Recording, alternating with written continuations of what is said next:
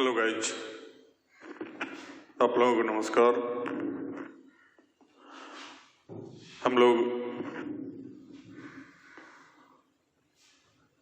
एक जो तत्कालिक बताया गया था आप लोग को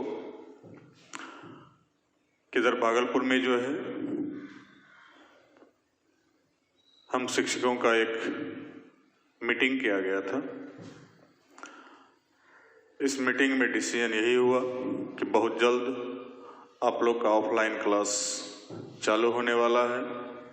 हालांकि सरकार का रुख भी पॉजिटिव है, फिर भी प्रयास हम लोग करेंगे कि जून के लास्ट या जुलाई के फर्स्ट वीक में हम लोग क्लास स्टार्ट करेंगे और अपेक्षा करेंगे कि हम लोग ऑफलाइन से बहुत जल्द जुड़ें, क्योंकि बहुत हो गया ऑनलाइन में आप क्या कर रहे हैं नहीं कर रहे हैं और विशेष तो पता चल नहीं पा रहा है।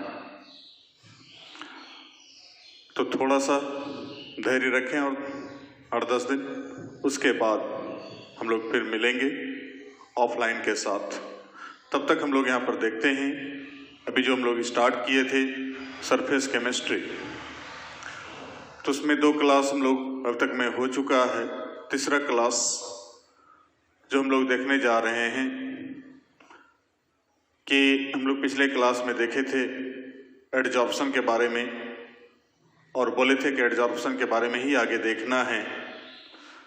तो अभी हम लोग देखने जा रहे हैं कि एडजॉर्प्शन में जो 2 घटक देखे थे, एक एडजॉर्बेंट और दूसरा एडजॉर्बेट। जैसे वहां पर सॉल्यूशन में सॉल्वेंट और सॉल्यूट होता है, ठीक उसी प्रकार से यहाँ पर एडजॉर्बेंट और एडजॉर्बेट है। तो एडजॉर्बेट के आउटर सरफेस पर, एडजॉर्बेंट के आउटर सरफेस पर एडजॉर्बेट का मॉलिक्यूल एडजॉर्ब्ड होता है, अधिशोषित होता है। तो उसी में से एडजॉर्प्शन का जो एक्टिवेशन है उसको देख लें कि एडजॉर्प्शन जो हो रहा है, तो जो एडजॉर्बेंट है वो कैसे जाकर के एक्टिवेटेड है, कैसे क्रियाशील हो रहा है और जिसके परिणाम स्वरूप जो एडजॉर्प्शन आसानी से हो सकता है। तो आगे हम लोग टॉपिक देखते हैं। आगे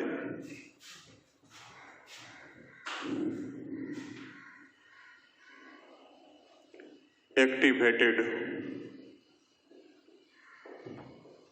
एडजॉर्प्शन या activation of adsorbent.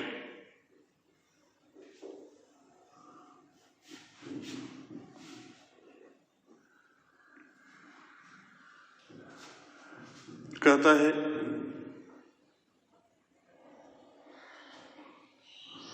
that process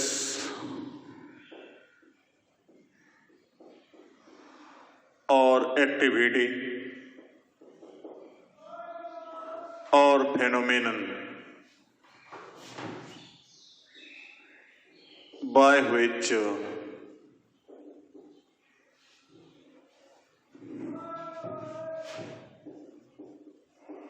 activation of adsorbent increases is called activation of adsorbent।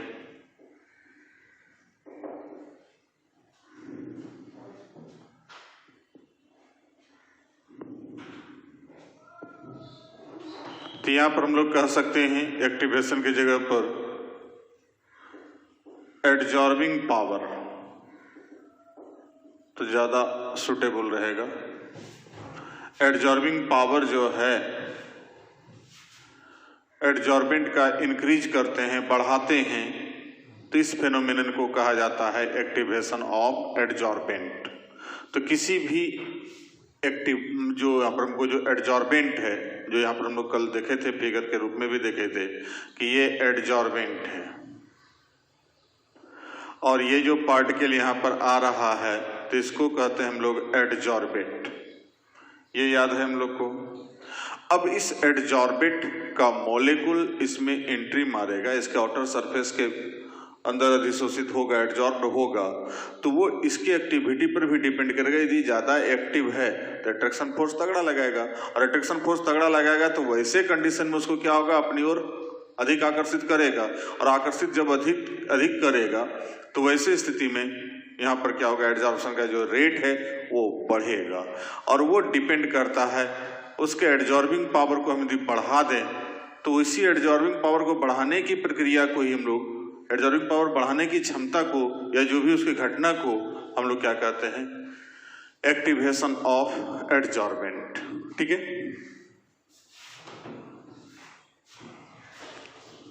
So activity of adsorbent is increased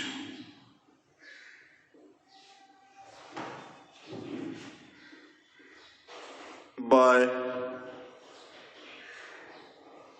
some different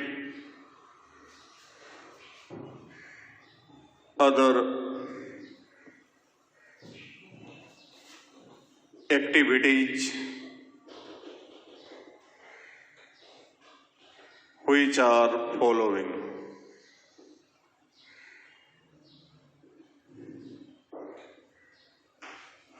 पहला number,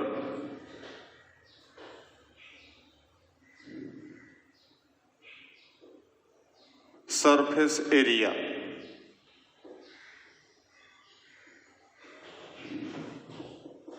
if surface area of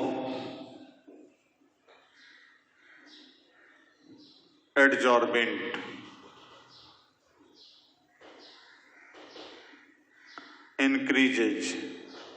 is increased,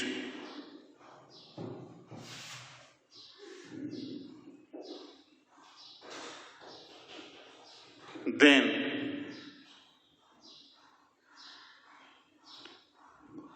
its activity also will be increased.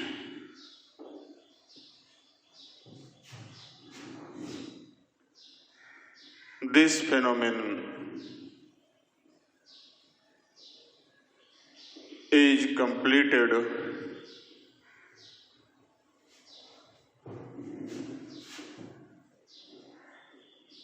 after dissociation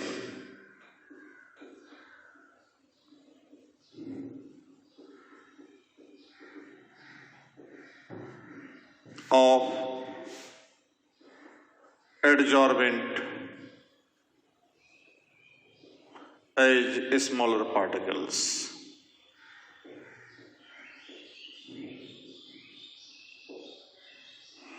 जब adsorbent को हम लोग smaller particles के रूप में तोड़ देते हैं, विघटित कर देते हैं, तब वैसे कंडीशन में इसका जो है मॉलिक्यूल जब छोटा सा टुकड़ा हो जाएगा तो ऑटोमेटिकली उसका सरफेस एरिया क्या होगा, इंक्रीज करेगा।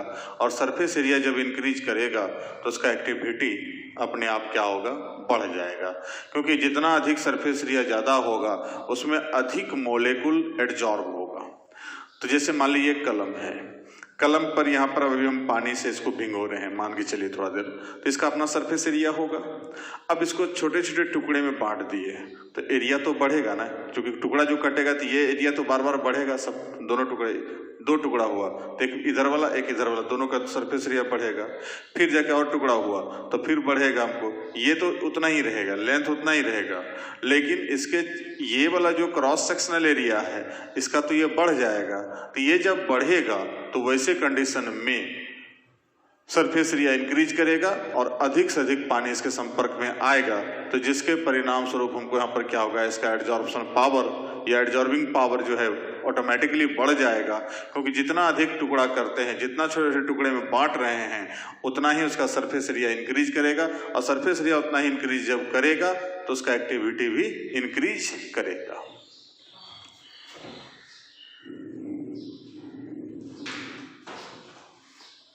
लिख लिया इसको।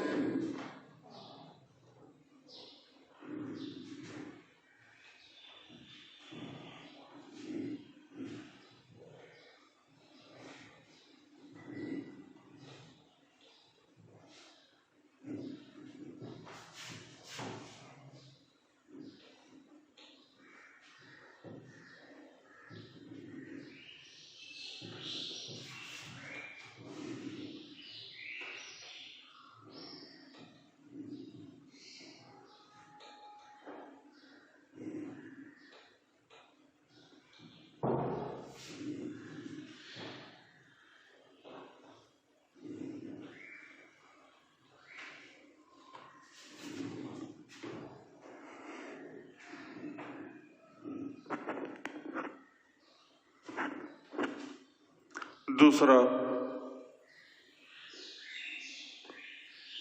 आफ्टर रबिंग और scratching,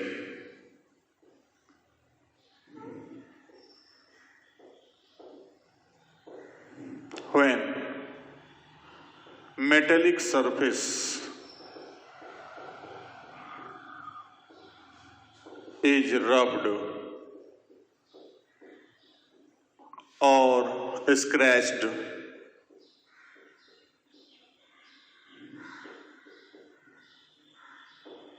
then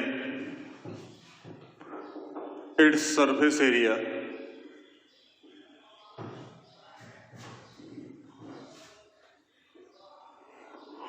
increases also,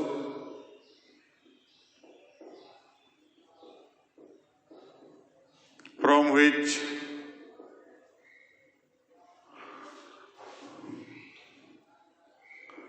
activity of adsorbent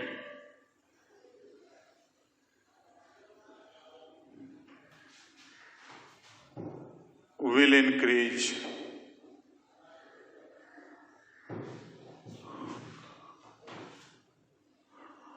after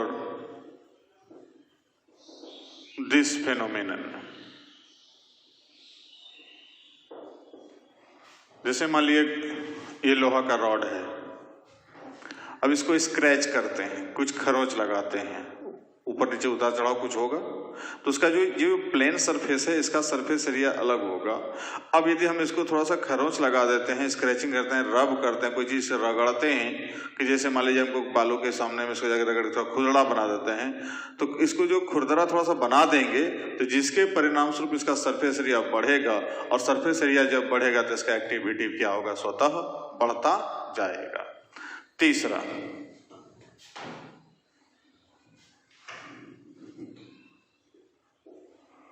temperature। Sometimes after increasing temperature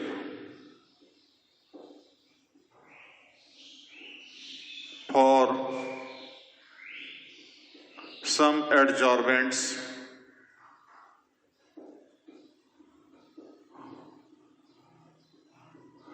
their adsorbing power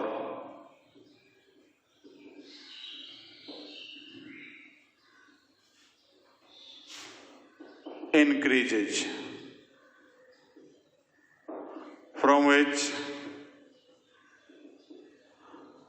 their activity या activation will increase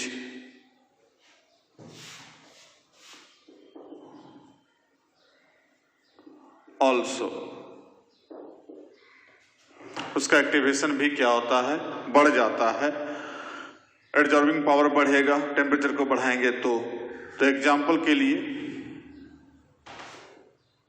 when coconut charcoal,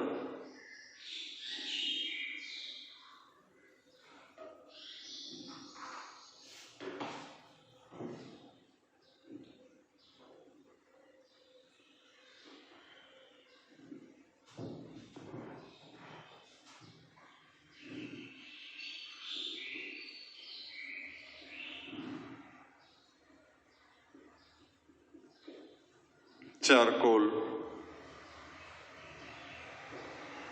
is heated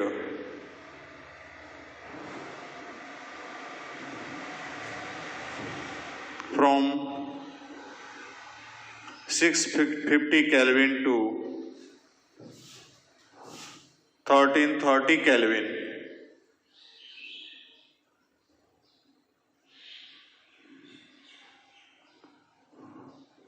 Superheat. Then its activity of adsorption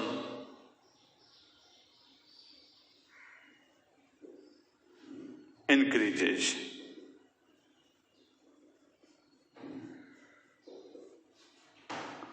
इसका activation का जो है activity जो है ये भी क्या होता है, बढ़ जाता है। तो इस प्रकार से हम लोग यहां पर देखते हैं कि जाकर के जो है कि किसी भी सब्सटेंस के लिए मैंने कोई भी एडजॉर्बेंट है तो ये सारा घटनाएं जब घटित होगी, टेम्परेचर इंक्रीज करेंगे, रबिंग करेंगे, उसका सरफेस एरिया बढ़ाएंगे, तो वैसे कंडीशन उसका एक्टिविटी क्या होगा, इंक्रीज करेगा। इसको लिख लें।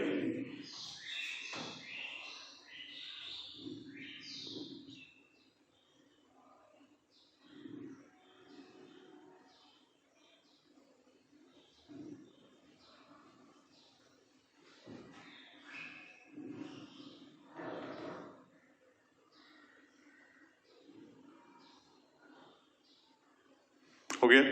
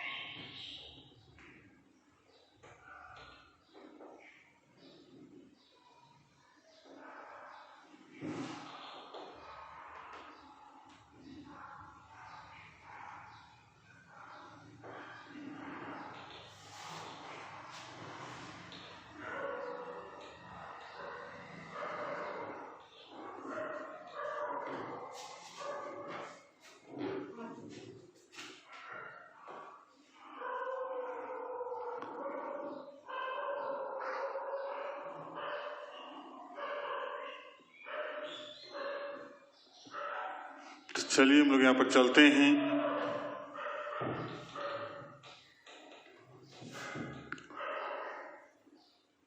अगला टॉपिक देखने के लिए रेसिडुअल फोर्स, छोटा सा टॉपिक है, उसको समझने के बाद एडजॉर्प्शन को आसानी से और भी हम लोग क्लियर समझ सकते हैं। रेसिडुअल फोर्स क्या है? तो शायद आप सरफेस टेंशन के बारे में जान रहे होंगे। यदि आप पढ़े होंगे फिजिक्स में लिक्विड के बारे में, वहां पर लिक्विड के जो कोई भी जो है लिक्विड मॉलिक्यूल है, फ्लूइड मॉलिक्यूल है, तो उसके आउटर सरफेस पर जो पार्टिकल्स लिक्विड का पाया जाता है उसके बारे में चर्चा किया गया होगा। तो उसी में आता है एक सरफेस टेंशन, पहले उसको समझ लें। होता यहाँ पर क्या है कि जैसे यहाँ पर है लिक्विड रखा हुआ है, तो बहुत सारा पार्टिकल्स यहाँ पर मॉलिक्यूल्स, इसका ढेर सारा मॉलिक्यूल्स है।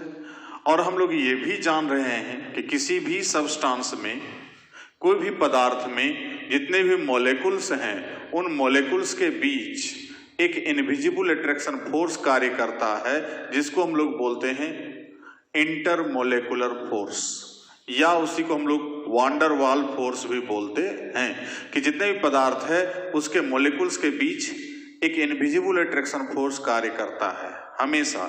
जैसे ये कलम है तो इसके मॉलिक्यूल के बीच भी फोर्स काम कर रहा है, और भी बहुत सारा मॉलिक्यूल्स है उसके बीच भी फोर्स काम करता है।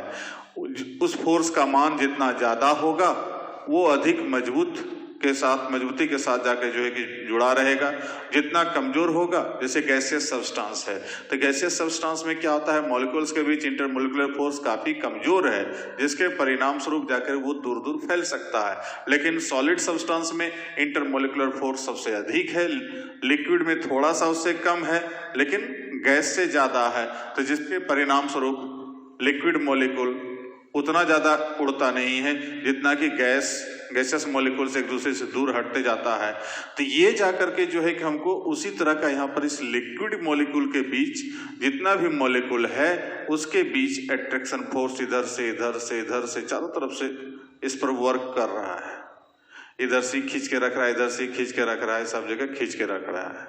तो यहाँ जितना भी पार्टिकल्स है सबके ऊपर सबके द्वारा एक फोर्स यहाँ पर लगाया जा रहा है, जिसको हम लोग बोले इंटरमोलेकुलर फोर्स। अब ये इंटरमोलेकुलर फोर्स कहता है यहाँ जो अपर सरफेस है, यहाँ जो पार्टिकल्स है तो इस पर भी तो लग रहा होगा ना भाई। तो इस पर जो लग रहा है, दुर्भाग्यवश इसके ऊपर अंदर की ओर सिर्फ लग रहा है।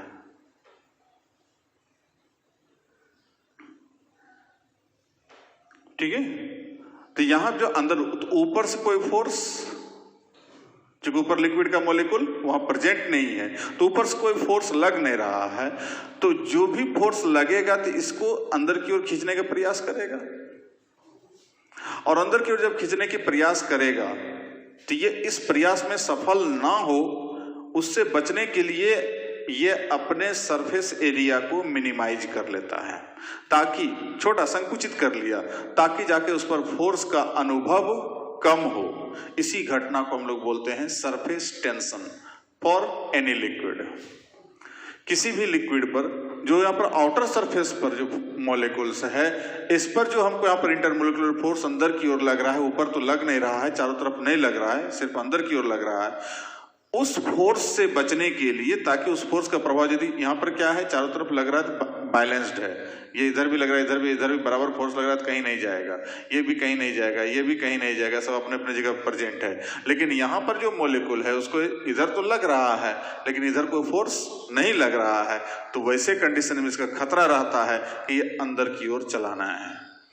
और इसी खतरा से बचने के लिए वो अपने सरफेस एरिया को क्या करता है, मिनिमाइज कर लेता है। इसी घटना को बोलते हैं सरफेस टेंशन।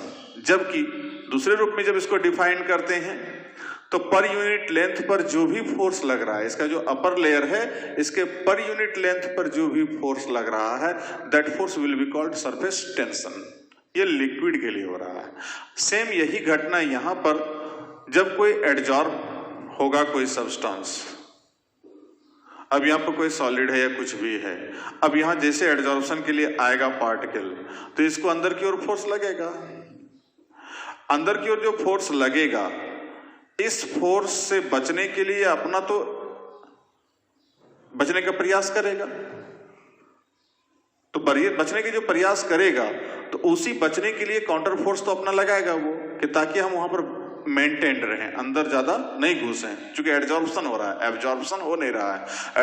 एब्जॉर्प्शन में अंदर घुस जाएगा, लेकिन एडजॉर्प्शन में यही फोर्स जब वहां कमजोर हो जाता है तो अंदर घुस गया। एब्जॉर्प्शन में रेसिडुअल फोर्स, इसको बोलते हैं residual force.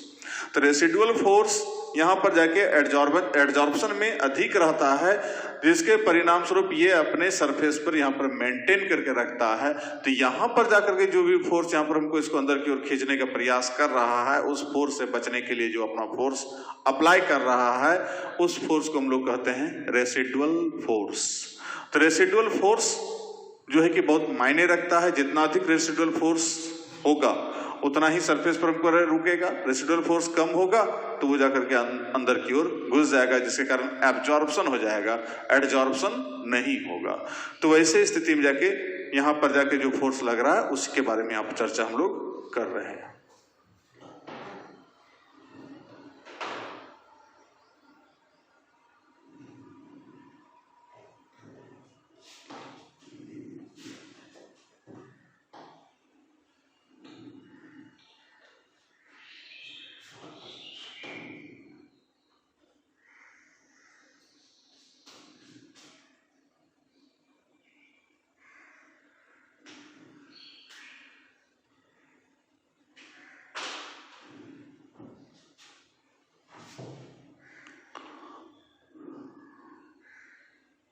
since we know that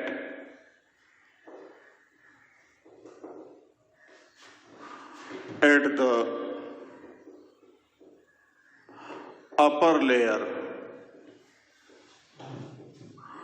of any liquid substance,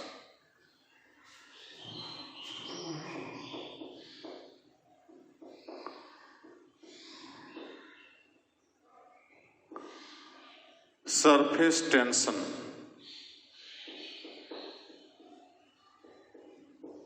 acts similarly during adsorption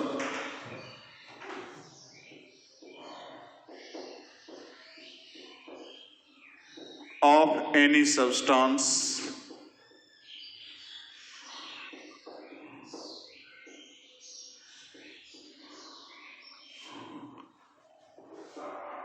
at upper layer, a resultant force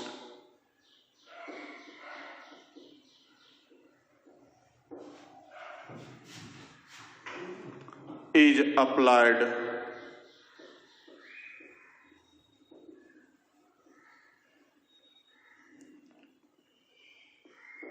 which is called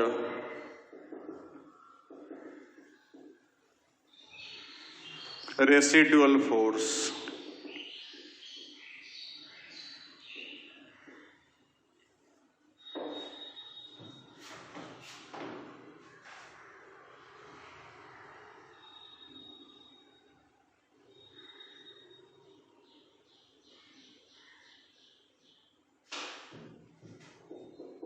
This force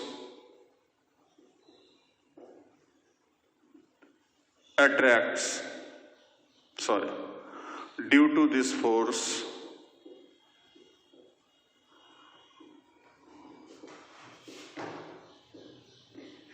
adsorbent attracts molecules of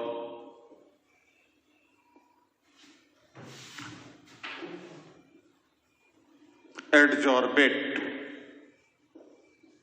easily.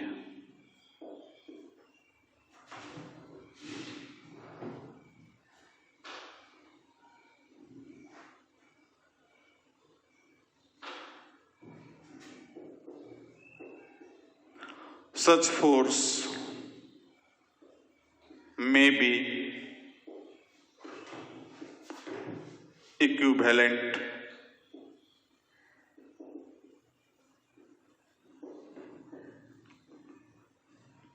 with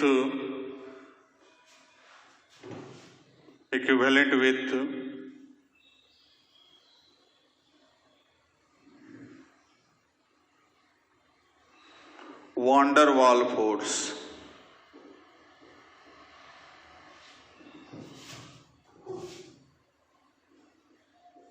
for physical adsorption। तो physical adsorption के लिए van der वाल force काम कर रहा है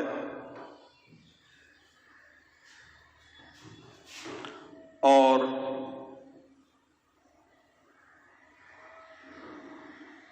force of bonding ये किसके लिए? For chemical adsorption. जब केमिकल एडजॉर्प्शन होगा तब जाकर के जो है बॉन्डिंग, जो बंधन, रासायनिक बंधन का निर्माण होता है, चाहे वो मेनली कोवेलेंट बॉन्ड बनता है, इसके बावजूद भी कहीं कहीं आयनिक बॉन्ड भी बनता है, तो वो आयनिक बॉन्ड या कोवेलेंट बॉन्ड जो भी लग रहा है उसके इक्विवेलेंट होगा रेसिडुअल फोर्स। और यहाँ पर जब फिजिकल एडजॉर्प्शन होगा तो वान डेर वाल फोर्स के, और इसी फोर्स पर डिपेंड कर रहा है हमको यहाँ पर एडजॉर्प्शन का एक्टिविटी कि हमको कितना एडजॉर्ब्ड किया जा सकता है एडजॉर्बेंट के मॉलिक्यूल्स के द्वारा।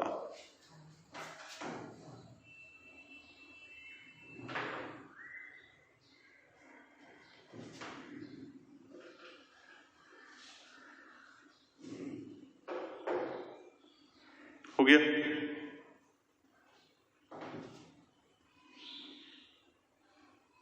मिटा दूं?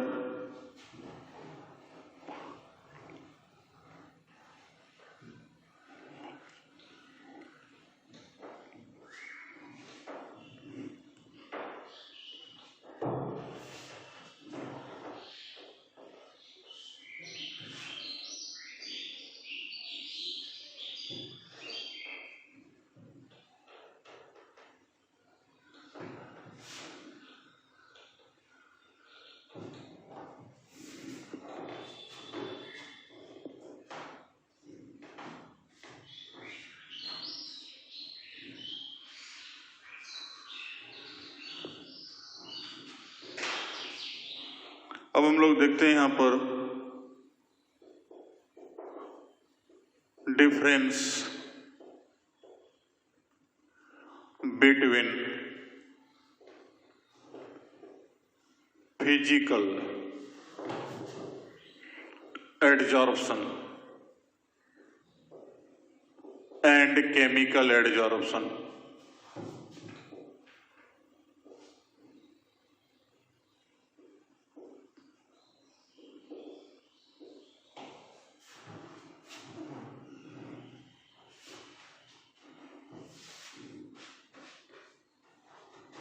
तो एक तरफ कैरेक्टर, एक तरफ फिजिकल एडजॉर्प्शन,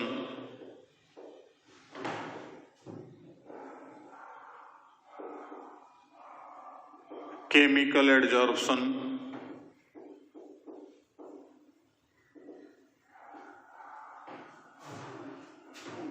पहला नंबर नेचर ऑफ फोर्स।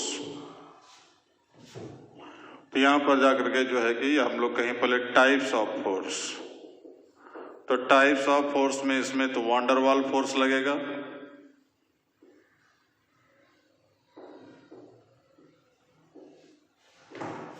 और इसमें chemical bond, mainly covalent bond, मुख्य रूप से कोवैलेंट बॉन्ड अधिकांश में काम कर रहा है।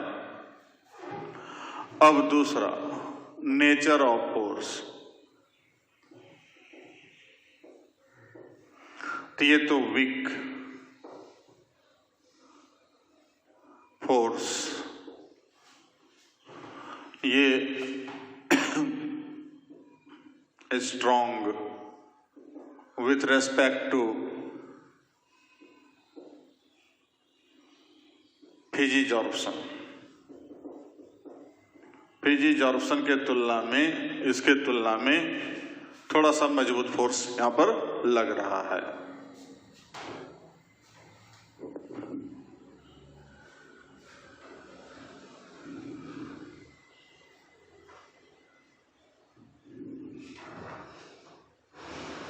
तीसरा है हीट ऑफ एडजॉर्प्शन।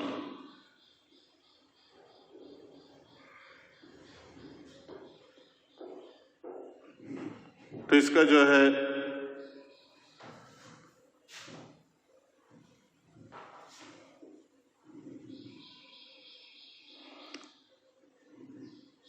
लो, इसका हाई। हीट ऑफ एडजॉर्प्शन क्या है? तो एडजॉर्प्शन के दौरान जितना उसमें रिलीज होगा वो कहलाएगा हीट ऑफ एडजॉर्प्शन। तो यहाँ पर हीट ऑफ एडजॉर्प्शन जस्ट हम लोग आगे चर्चा करेंगे इसके बारे में। तो वो जाकर के जो है कि हमको इसमें लो होता है और इसमें क्या होगा? हाई होगा।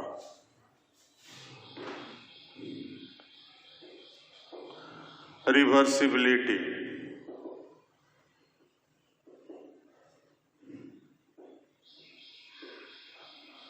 तो ये तो रिवर्सिबल है, मतलब लौट सकता है, और ये इरिवर्सिबल, क्योंकि जैसे लोहा में जंग लग गया, तो जंग जो लग गया उससे पुनः फिर लोहा नहीं बनाया जा सकता। जबकि फिजिकल एडजॉर्प्शन में क्या है कि जैसे कोकोनट चारकोल में बोले थे कि इनर्ट गैस एडजॉर्ब हो गया, तो उसको फिर हीट करेंगे तो वो गैस को हमको अलग कर सकते हैं, चारकोल को अलग कर सकते हैं। लेकिन लोहा में जब एक बार रिएक्शन हो गया तो फिर वो हो गया, वो भले खत्म हो जाएगा, उसको हटा देते हैं घस कर रगड़ करके, लेकिन उतना लोहा में क्या हो गई, लोहा का जो अमाउंट है वो क्या होगा, घटेगा हमेशा, वो कभी बढ़ नहीं सकता है। अगला नंबर 5वां,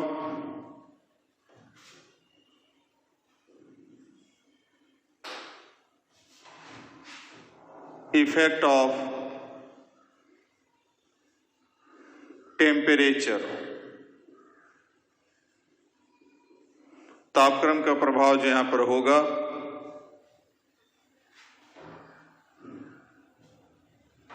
यहां पर it will complete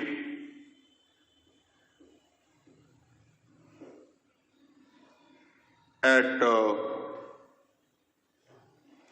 low temperature normally, और ये it requires high temperature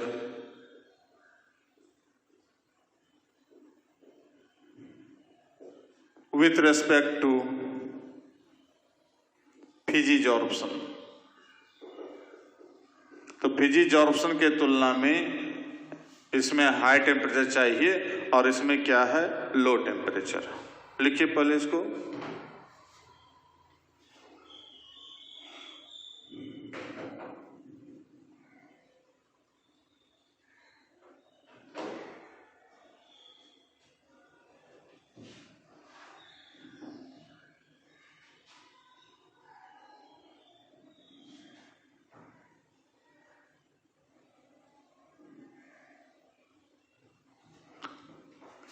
हो गया।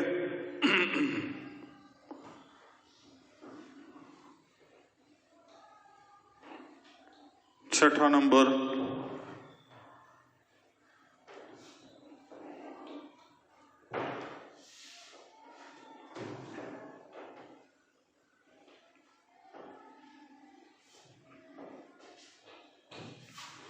Number 6,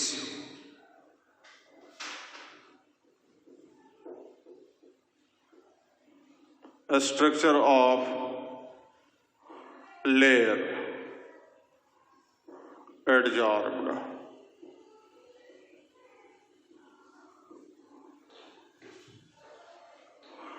after physical adsorption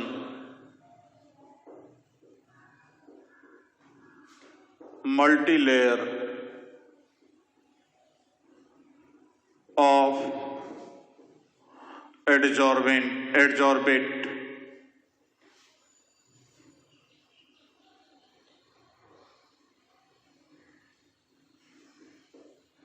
are found। इसमें जो है, in this process